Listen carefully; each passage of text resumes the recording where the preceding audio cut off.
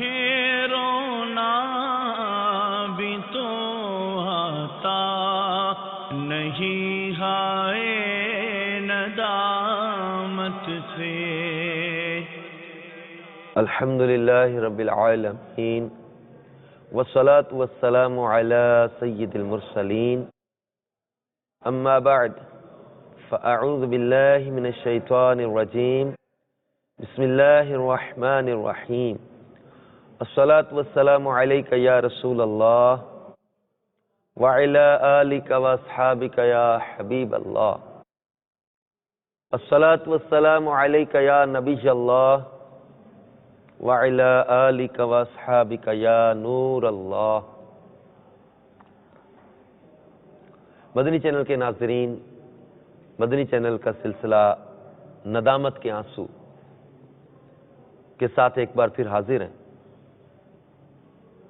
میرے شیخ طریقت امیر اہل سنت بانی دعوت اسلامی حضرت علامہ مولانا ابو بلال محمد الیاس عطار قادری رضوی دامت برکاتہم العالیہ خودکشی کا علاج کے آغاز میں حدیث پاک نقل کرتے ہیں کہ حضرت ابی بن کعب رضی اللہ تعالیٰ نے عرض کی کہ میں سارے ورد وظیفے دعائیں چھوڑ دوں گا اور اپنا سارا وقت درود خوانی میں صرف کروں گا، تو سرکار مدینہ صلی اللہ تعالی علیہ وآلہ وسلم نے فرمایا یہ تمہاری فکروں کو دور کرنے کے لیے کافی ہوگا اور تمہارے گناہ معاف کر دیے جائیں گے۔ صلو علی الحبیب صلی اللہ تعالی علی محمد وعلی آلہ وصحبہ وبارک وسلم۔ حضرت منصور بن عمار رحمت اللہ تعالی علیہ فرماتے ہیں کہ میں کوفہ میں رات کے وقت ایک گلی سے گزر رہا تھا کہ اچانک ایک درد بری آواز میری سماعت سے ٹکرائی۔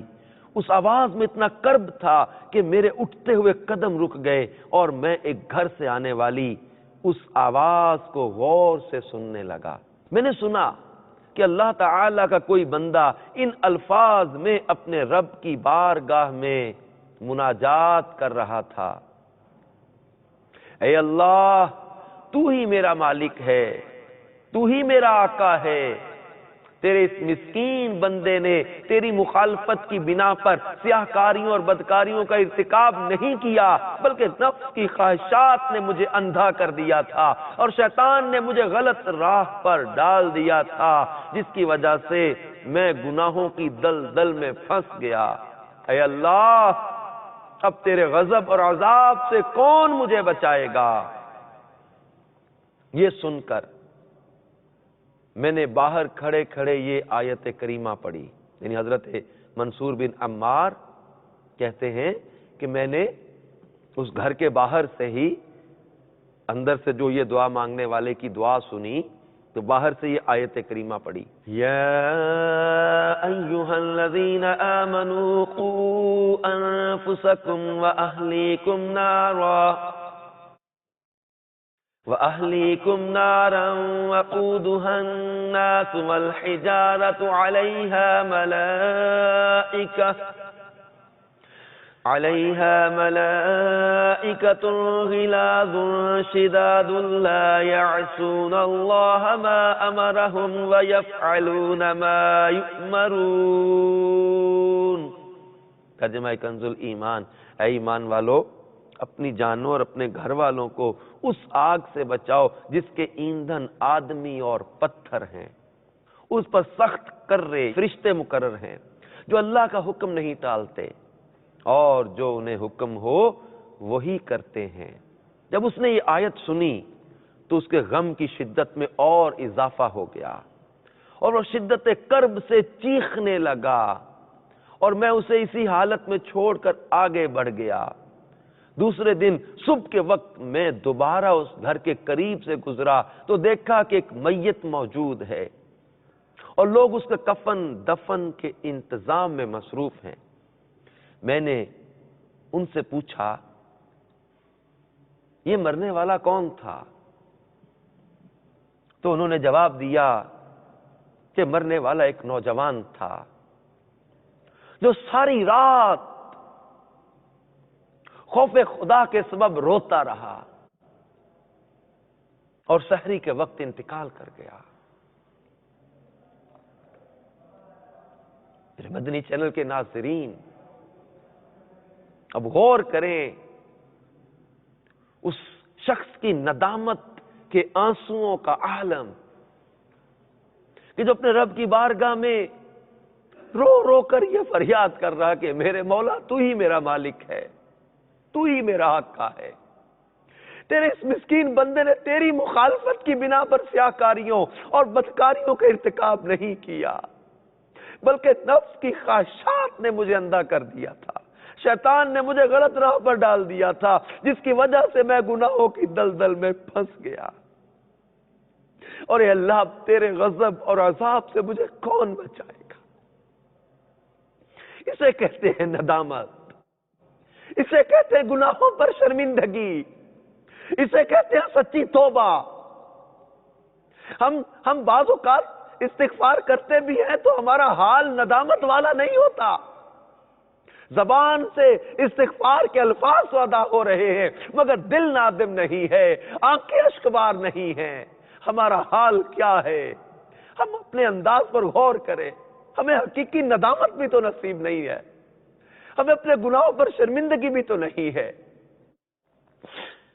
اب ایک طرف اس شخص کا حال ہے کہ جو اپنے رب کی بارگاہ میں نادم کھڑا ہے، رو رو کر استغفار کر رہا ہے، اپنے گناہوں کا اقرار کر رہا ہے کہ میرے مالک، میں نے تیری مخالفت کی بنا پر یہ گناہ نہیں کیے تھے، تیرا مقابلہ کرنے کی نیت نہیں تھی، تیری مخالفت کی نیت نہیں تھی، نفس کی خواہشات نے اندھا کر دیا، شیطان نے غلط راہ پر ڈال دیا۔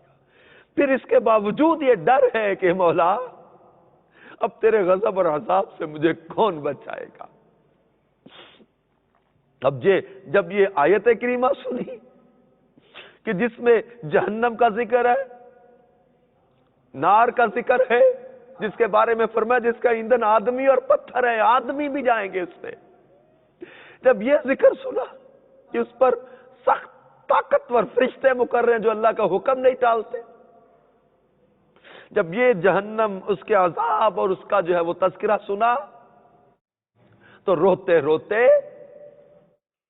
جان آفرین کے سپرد کر دی۔ اے کاش ہمیں بھی حقیقی ندامت نصیب ہو جائے۔ یہ مدنی چینل کا یہ سلسلہ ندامت کے آنسو، یہ اسی ضمن میں کوشش ہے کہ ہم شعبان المعظم کے بابرکت مہینے میں، جسے اشکباری کا مہینہ کہا گیا، جسے ندامت کا مہینہ کہا گیا، جسے عبادت کے بیج کو آنسوؤں سے سیراب کرنے کا مہینہ کہا گیا، تاکہ رمضان میں رحمت کی فصل کاٹی جا سکے، ہم اس سلسلے کے ذریعے ندامت کے آنسوؤں کا ایک احساس بیدار کرنے کی کوشش میں ہیں کہ کاش ہمیں بھی اپنے گناہوں پر ندامت نصیب ہو جائے، اپنے رب کی بارگاہ میں رونے، استغفار کرنے اور معافی طلب کرنے کا ذہن بن جائے۔ اللہ تبارک و تعالی جل جلالہ ہمیں حقیقی اپنا خوف نصیب کرتے، توبہ کی توفیق نصیب ہو جائے۔ ہمارے اسلاف کی جب باتیں ہم سنتے ہیں، ان کی ندامت، ان کا جب وہ اللہ کی بارگاہ میں گریہ ازاری کرنے کا انداز، تو واقعتاً اپنے حال پر شرم آتی ہے۔ حضرت سیدنا اسود بن یزید نہایت جلیل القدر تابعی ہیں، عبادت و ریاضت میں ان کا مقام بہت بلند ہے۔ آپ خوف خدا سے راتوں کو اس قدر رویا کرتے تھے کہ آپ کی ایک آنکھ کی بینائی رونے کی وجہ سے جاتی رہی، اور اتنے لاغر ہو گئے کہ بدن پر گویا ہڈی اور کھال کے علاوہ کوئی بوٹی باقی نہیں رہ گئی تھی۔ یہ میرے پیارے اسلامی بھائیوں اور مدنی چینل کے ناظرین، اے کاش ہم بھی اپنے رب عز و جل کی بارگاہ میں گریہ ازاری کرنے والے بن جائیں۔ الندم التوبہ، حدیث پاک میں ہے کہ ندامت ہی توبہ ہے۔ حقیقی معنوں میں اپنے رب کی بارگاہ میں ہمیں ندامت نصیب ہو تاکہ ہم سچی توبہ کر سکیں، اپنے رب کو راضی کرنے میں کامیاب ہو جائیں۔ دعوت اسلامی کے مدنی ماحول سے وابستہ رہیں، انشاءاللہ تبارک و تعالی مدنی ذہن بنتا رہے گا، مدنی چینل دیکھتے رہیں، انشاءاللہ تبارک و تعالی توبہ کرنے کا ذہن بنتا رہے گا، اور پھر اللہ کے نیک بندوں کے ساتھ مل کر دعا مانگنے کا، مناجات میں، دعاؤں میں بیٹھنے کا مدنی چینل کے ذریعے موقع ملتا رہتا ہے۔ مدنی مذاکرے میں امیر اہل سنت کے ذریعے ایسی ایسی پیاری حکمت والی باتیں سننے کو ملتی ہیں جن سے واقعی ندامت اپنے گناہوں پر پیدا ہوتی ہے، کیونکہ نیک لوگوں کے اندر اللہ تبارک و تعالیٰ نے حقیقی اپنا خوف رکھا ہوتا ہے۔ اور حضرت سیدنا عبداللہ بن وہب رحمت اللہ تعالی علیہ کو 1,00,000 احادیث زبانی یاد تھیں، اتنے بڑے بزرگ تھے، آپ پر خوف الہی کا بڑا غلبہ تھا۔ ایک شاگرد نے آپ کی کتاب جامع ابن وہب میں سے قیامت کا واقعہ پڑھ دیا تو اب خوف کی وجہ سے بے ہوش ہو کر گر پڑے، اور لوگ آپ کو اٹھا کر گھر لے آئے۔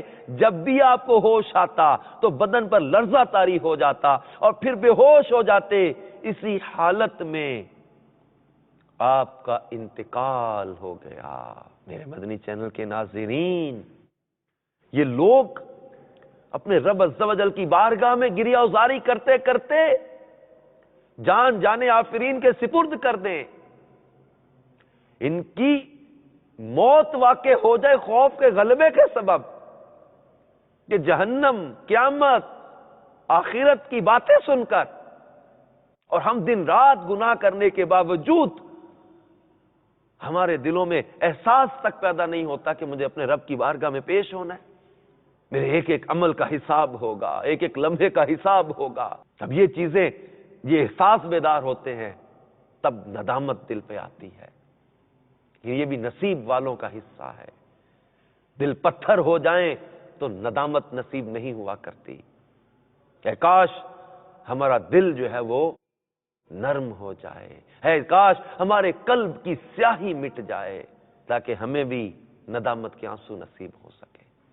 اللہ تعالی ہمیں اپنا حقیقی خوف عطا فرمائے اور گناہوں پر ندامت نصیب ہو تاکہ ہم سچی توبہ کر سکیں۔ آمین بجاہ النبی الامین صلی اللہ تعالی علیہ وآلہ وسلم۔ مجھے رونا بھی تو آتا نہیں